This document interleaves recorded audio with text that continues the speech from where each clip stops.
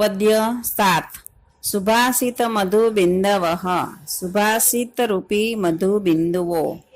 सुभाषित एटले सुंदर सरस वचन जे सारी रीते बोलायु होय छे, जे सत्य होय, कल्याणकारी होय के हितकारी होय ते सुभाषित कहेवाय।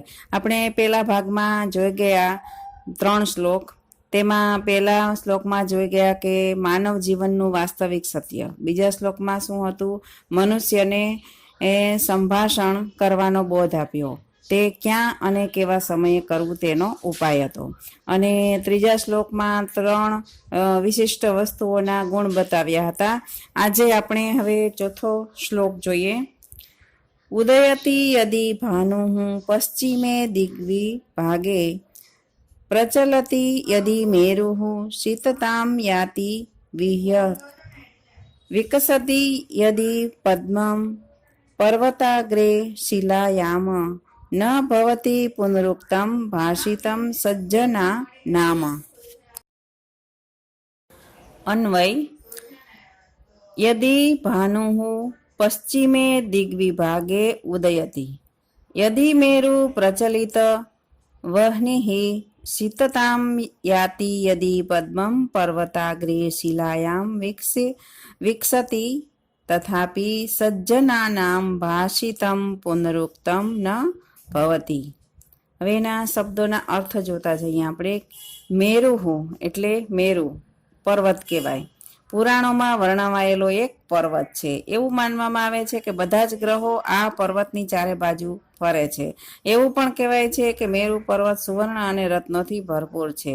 વહ્નિઃ એટલે અગ્નિ, ઉદયતિ એટલે ઉગે છે, પશ્ચિમે એટલે પશ્ચિમમાં, દિગ્વિ ભાગે એટલે દિશાની બાજુમાં।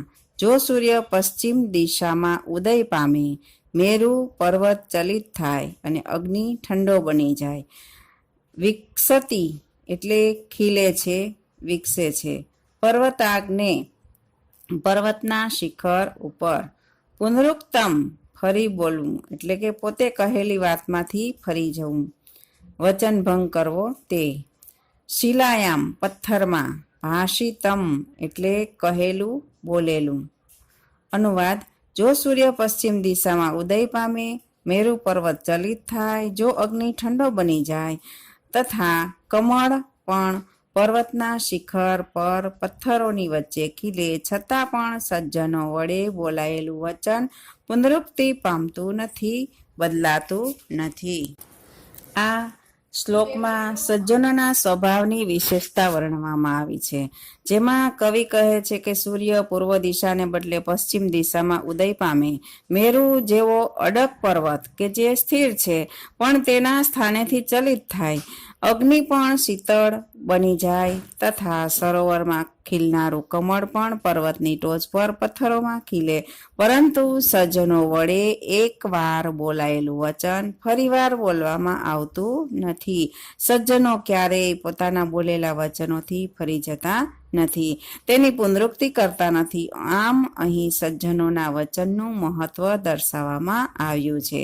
સજ્જનોનો સ્વભાવો દુરુક્તિ ક્રમ એટલે કે સ્વભાવ બદલવો કઠિન હોય છે। તેઓ પોતાના વચન પાલનના સત્ય માર્ગ પર અવિચળ રહે છે, પોતાના વચનની રક્ષા પ્રાણાંતે પણ કરે છે। અનેક આફતો આવે કે સમૃદ્ધિ આવે તોય સજ્જનોનું મન ડગતું નથી, તેઓ સ્થિર દ્રઢ રહે છે, પોતે કહેલા વચનનું વિસ્મરણ થવા દેતા નથી, તે પૂરું કરીને જ જંપે છે। તેથી જ રાઘવ રામના વંશ માટે એમ કહેવાયું છે કે રઘુકુલ રીતિ સદા ચલી આવી, પ્રાણ જાય પર વચન ન જાય. રઘુવંશના રાજાઓ પણ પોતાના વચન પાલનના દ્રઢ નિશ્ચયી હતા.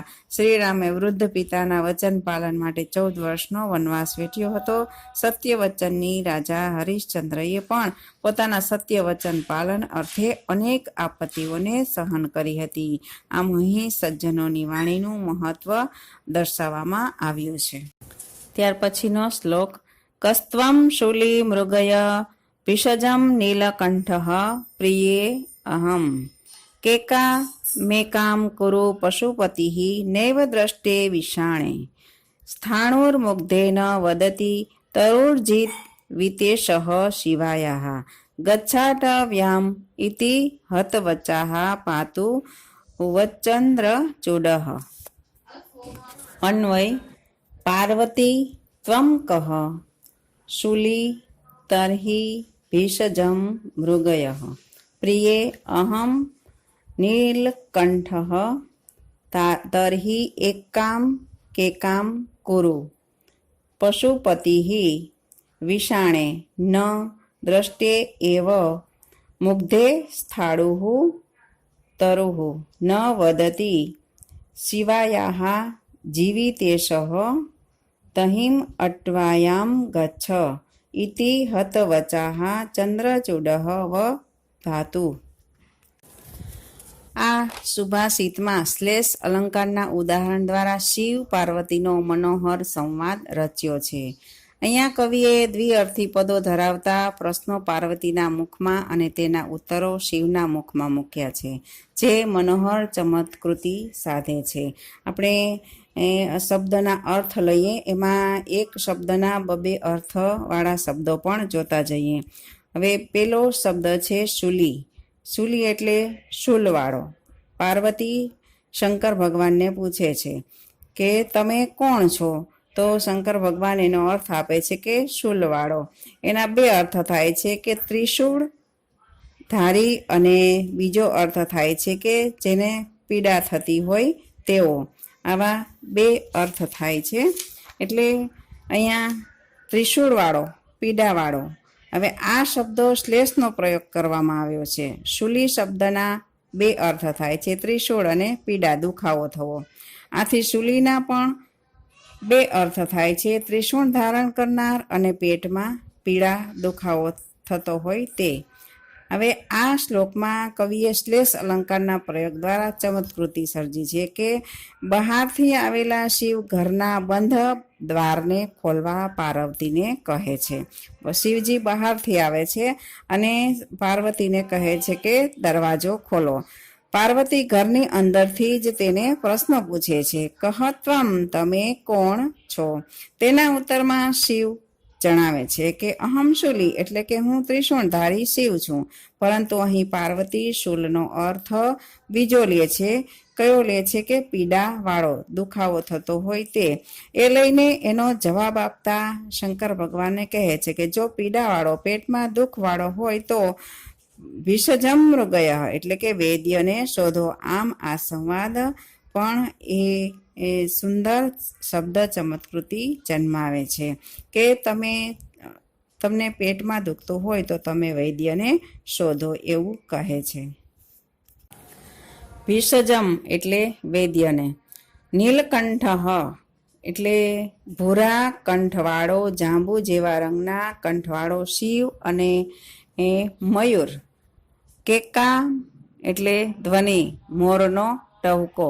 કરુ એટલે કર. અહીંયા પણ શિવજી પાર્વતી બીજો અર્થ લે છે. નીલકંઠ એટલે શું થાય? તો કે નીલકંઠ, શંકર ભગવાને જ્યારે સમુદ્ર મંથન કરતી વખતે વિષ પીધું હતું ત્યારે એનો કંઠ છે એ નીલો થઈ ગયો હતો, એટલે કે એને નીલકંઠ કહેવામાં આવ્યા હતા. અને બીજો અર્થ શું થાય છે?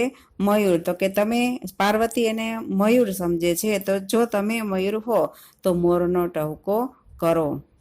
પશુપતિ, પશુઓના પતિ. એક અર્થ શંકર કરે થાય છે અને બીજો અર્થ એનો બળદ થાય છે. એટલે અહીંયા પાર્વતી બળદનો અર્થ લઈ અને કહે છે તો તમે તમારા બે શિંગડા વાળા, વિષાણે એટલે બે શિંગડા વાળા, સ્થાળુ એટલે સ્થિર રહેનાર, એક અર્થ શિવ અને બીજો અર્થ સુકાયેલા વૃક્ષનું ઠૂઠું થાય છે. મુગ્ધે હે ભોળી સંબોધન કરે છે. જીવિતેશઃ એટલે કે પતિ શિવ સ્વામી પ્રાણનો, શિવાયાહા શિવાનો, પાર્વતીનો શિયાળવીનો, અટવ્યાયમ એટલે જંગલમાં વનમાં, હતવચઃ એટલે હણાયા છે, વચન જેના તેવા વાતચીતમાં બોલતા બંધ થઈ ગયેલા, પાતુ એટલે રક્ષણ કરો, વહ તમારું, તમારું રક્ષણ કરો, ચંદ્રચૂડઃ એટલે કે જેમની જટામાં ચંદ્ર છે તેવા શિવ. ભગવાન શિવનું એક વિશેષણ સૃષ્ટિના કલ્યાણ અર્થે તેમણે સમુદ્ર મંથન દ્વારા પ્રાપ્ત થયેલા વિષને પોતાના ગળામાં ધારણ કર્યું હતું. તેથી ઉત્પન્ન થયેલા દાહને શાંત કરવા માટે તેમણે પોતાની ચૂડા જટામાં ચંદ્રને ધારણ કર્યો હતો. આથી તેમને ભગવાન ચંદ્રચૂડના નામે પણ સંબોધવામાં આવે છે. પછી બીજો શબ્દ હતો સ્થાળુહુ એટલે સ્થિર રહેનારું. એક અર્થ શિવ થાય અને બીજો અર્થ શું થાય એનો? ઠૂઠું. ભગવાન શિવ હંમેશા અચલ અને સ્થિર રહેનારા છે, તેથી તેમને સ્થાળુહુ પણ કહેવામાં આવે છે. જ્યારે આ જ પદનો અન્ય અર્થ ઠૂઠું એવો પણ થાય છે. એટલે પાર્વતી કે ઠૂઠું અર્થ સમજીને ભગવાન શંકરને એ કહે છે સ્વયંભૂ છે તેઓ સમાધિ અવસ્થામાં સતત સ્થિર હોય છે, તેથી આ શબ્દ શિવના વિશેષણ રૂપે પ્રયોજાયેલો છે. અનુવાદ જોઈએ. પાર્વતી કહે છે તમે કોણ છો? શિવ હું ત્રિશૂળ વાળો છું. પાર્વતી તો વૈદ્યને શોધો. શિવ કહે હે પ્રિયા હું નીલકંઠ શિવ છું. પાર્વતી તો એક ટવકો કર. શિવ કહે હું પશુઓનો સ્વામી છું. પાર્વતી કહે તારા બે શિંગડા દેખાતા નથી. જો તમે પશુઓના સ્વામી હો તો તમારા બે શિંગડાઓ દેખાતા નથી. શિવ કહે હે દેવી હું સ્થાણુ વૃક્ષ છું. પાર્વતી કહે વૃક્ષ તો બોલતું નથી. શિવ કહે હે ભોળી હું શિવાનો પ્રાણનાથ છું. પાર્વતી કહે જો તું શિયાળવીનો પતિ હો તો વનમાં જા. આમ પત્ની સાથેના સંવાદમાં જેમને બોલતા બંધ કરી દેવાયા છે તેવા શિવ તમારું રક્ષણ કરો. આમ શિવ પાર્વતીના આ વાર્તાલાપમાં શિવની વાણી પાર્વતીની વાણી સામે પાછી પડે છે, કેમ કે પાર્વતીના પ્રશ્નોના ઉત્તર આપતી વખતે શિવના દરેક પદનો પાર્વતી બીજો જ અર્થ લે છે. આમ સંવાદ ઉત્તરોત્તર આગળ વધતો જ રહે છે. છેવટે એવો સમય આવે છે કે શિવ બોલતા બંધ થઈ જાય છે અને અંતે કવિ કહે છે કે આમ વાતચીતમાં પ્રિયા પત્ની દ્વારા જેમને બોલતા બંધ કરી દેવાયા છે તેવા શિવ તમારું સૌનું રક્ષણ. હસ્તિ સ્થૂલતનુઃ સ ચંકુશ વશઃ કિમ હસ્તિ માત્રો અકંશઃ વજ્રેણાભિહતાઃ પતન્તિ ગિરયઃ કિમ વજ્રમાત્રાઃ નગાઃ દીપે પ્રચલિતે વિનશ્યતિ તમઃ કિમ દીપમાત્રં તમઃ તેજો યસ્ય વિરાજતે સ બલવાન સ્થૂલેષુ કઃ પ્રત્યયઃ. અન્વય. સ્થૂલતનુઃ હસ્તિ સહ ચ અંગકુશ વશઃ કિમ હસ્તિઃ માત્રઃ અંગકુશઃ ગિરયઃ વ્રજેણ અભિહતાઃ પતન્તિ કિમ નગાઃ વજ્રમાત્રાઃ તમઃ દીપે પ્રજ્વલિતે વિનશ્યતિ કિમ તમઃ દીપમાત્રં યસ્ય તેજઃ વિરાજતે સહ બલવાન સ્થૂલેષુકઃ પ્રત્યયઃ. શબ્દના અર્થ. હસ્તિ અસ્થિ એટલે હાથી, સ્થૂલ તનુઃ એટલે જાડા શરીરવાળો હૃષ્ટપૃષ્ઠ હાથી, હૃષ્ટપૃષ્ઠ. અંગકુશવઃ એટલે અંકુશથી વશમાં થયેલો ભારે શરીરવાળો હાથી અંકુશ વડે વશમાં થાય છે. હસ્તિ માત્ર એટલે હાથી જેટલા કદનો અભિહતાઃ હણાયેલા, વેરવિખેર કરેલા. વજ માત્ર એટલે વજ્રના જેવડો, નગાહા એટલે પર્વતો. હાથીના કદ જેટલો અંકુશમાં હોય છે, વજ્રથી હણાયેલા પર્વતો વેરવિખેર થઈને પડે છે. પર્વતો, નગાહા એટલે પર્વતો.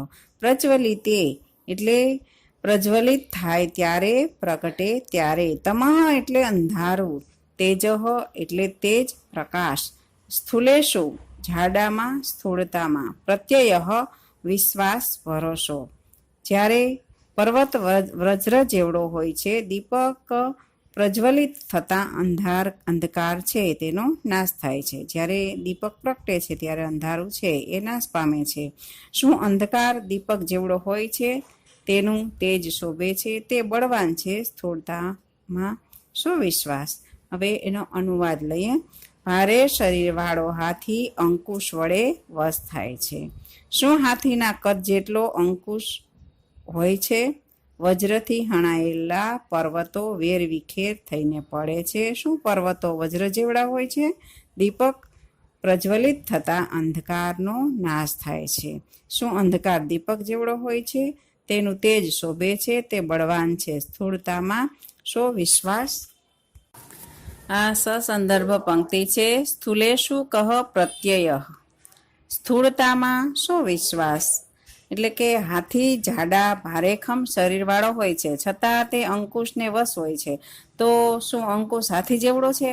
વજ્રથી કપાયેલા પર્વતો વેરણ છેરણ બનીને તૂટી પડે છે. તો શું વજ્ર પર્વત જેટલું છે? દીવો પ્રગટાવવામાં આવતા તે અંધકારનો નાશ કરે છે. તો શું દીપક અંધકાર જેટલો હોય છે? જેનું તેજ શોભે છે તે જ બળવાન હોય છે. શરીરથી મોટા સ્થૂળ શરીરવાળાઓનો શો વિશ્વાસ. કોઈ મોટા પદાર્થને વશ કરવા માટે એનાથી વધારે મોટી વસ્તુની આવશ્યકતા રહે છે, એવી સામાન્ય જન સમાજની માન્યતા છે. આ માન્યતામાં પરિવર્તન લાવવા માટે આ 3 ઉદાહરણો આપીને કવિ સમજાવે છે કે મોટાને કાબૂમાં કરવા માટે હંમેશા મોટી વસ્તુ જ ઉપયોગી બને છે એવું હોતું નથી. હાથીને વશ કરવા માટે ઉપયોગમાં લેવાતો અંકુશ હાથી જેવડો મોટો હોતો નથી. પર્વતને વેરવિખેર કરી નાખતું વજ્ર કદમાં પર્વત જેવડું મોટું હોતું નથી. અંધકારનો વિસ્તાર જેટલો હોય છે તેટલો વિસ્તાર દીવાનો હોતો નથી. નાનકડો દીવડો પણ અંધકારનો નાશ કરી શકે છે. આ ઉપરથી આપણને એવો બોધ મળે છે કે નાની અમથી સાવ સામાન્ય લાગતી વસ્તુ પણ મોટું કાર્ય કરી શકે છે. આથી નાની વસ્તુઓનું મૂલ્ય પણ સમજવું જોઈએ.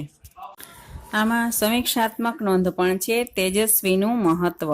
આ સુભાષિત મધુબિંદવ નામના પદ્ય પાઠનું આ અંતિમ સુભાષિત એક નીતિવચન રજૂ કરે છે.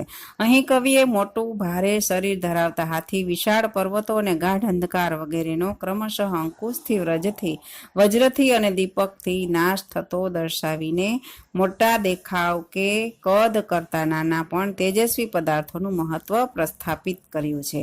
કોઈ મોટી વસ્તુને વશ કરવા એથી વધારે મોટી વસ્તુની જરૂરિયાત હોય છે. તે એવી સામાન્ય જનસમાજની માન્યતામાં પરિવર્તન લાવવા માટે અહીં 3 ઉદાહરણ આપીને પ્રતિપાદિત કરવામાં આવ્યું છે કે મોટા કાર્ય કરવા માટે હંમેશા મોટી વસ્તુ જ કામ આવે છે એવું હોતું નથી, પરંતુ નાની અમથી વસ્તુ પણ મોટું કામ કરી શકે છે. જેમ કે હાથીને નિયંત્રણમાં રાખવા માટે વપરાતો અંકુશ નાનો જ હોય છે, તે જ પ્રમાણે ગીરીને કાપી નાખીને તેના ટુકડા કરીને તેને વેરણછેરણ કરી નાખતું વજ્ર પણ પર્વત જેટલું મોટું હોતું નથી.